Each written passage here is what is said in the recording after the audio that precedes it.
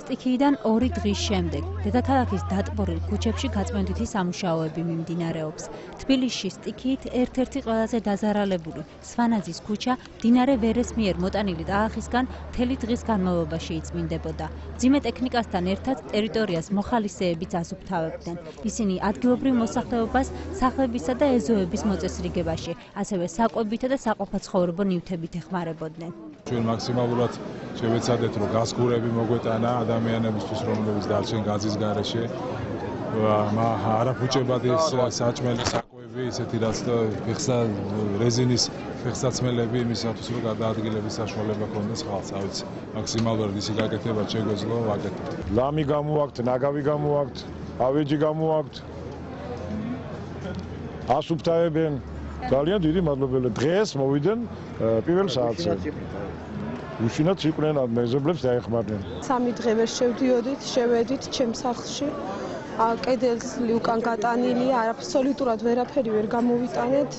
საჭერი ჩამოვარდნილია, დროებით 3 შვილით მეუღლით და დედამთილით შეგვასახლეს იმ საირმის ქუჩაზე. დასუფთავებითი სამუშაოები მიმდინარეობდა თბილისის ზოოპარკის ტერიტორიაზეც. მოხალისეები და დასუფთავების სამსახურის თანამშრომლები ზოოპარკის ბილიკებსა და გასართობი ობიექტების მიმდებარე ტერიტორიას მთელი დღის განმავლობაში წმენდნენ. ნაგავი, ლაფი, ყველაფერი გავიტანეთ. მთელი ქალაქია ჩართული და ერთიანი ძალებით ვაკეთებთ ყველაფერს.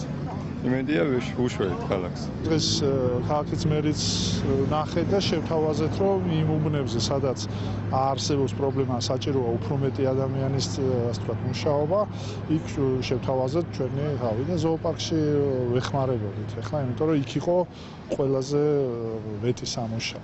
წინასწარ ძალიან ძნელია იმის თქვა, რამდენი დღე დაჭირდება ამ გასუფთავების სამუშაოებს.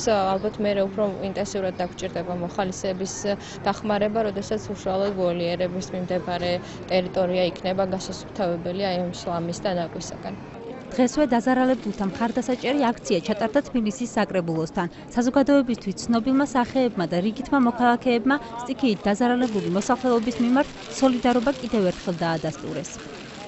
ერთადერთი და რაღაცა ძალიან მიზერულია იმისა გამოხატოთ, როგორ გვეჭკინაგული, როგორ იმოქმედა ამ ტრაგედიამ ჩვენზე, როგორ დავკარგეთ ჩვენი მეგობრები. ერთ-ერთი მათ შორის იყო ჩემი სკოლელი, რომლის ტრაგედიაც არის გაუგონარი და ძალიან რთული. ასეთი ტრაგედია ჩვენი ქვეყნისთვის მართლა გლობალური არის, იმიტომ რომ ვართ მცირერიცხოვანიერი, 12 ადამიანის დაღუპვა ეს უკვე სერიოზული ციფრი არის. მნიშვნელოვანი არის გამოვხატოთ ემოციური თანადგომა ამ ადამიანებისადმი, იმიტომ რომ ყველამ კარგად იცის, რამდენად მნიშვნელოვანი არის გარდაცვლილის ოჯახისთვის თანაგრძნობის გამოხატვა და იმ წუხარების გაზიარება, რასაც ისინი განიცდიან ამ მომენტებში. ბოლო მონაცემებით 13 ივნისს მდინარე ვერეს ადიდებისა და გადაუღებელი წვიმების შედეგად 14 ადამიანი დაიღუპა. 10-მდე დაკარგულს ამ დრომდე ეძებენ.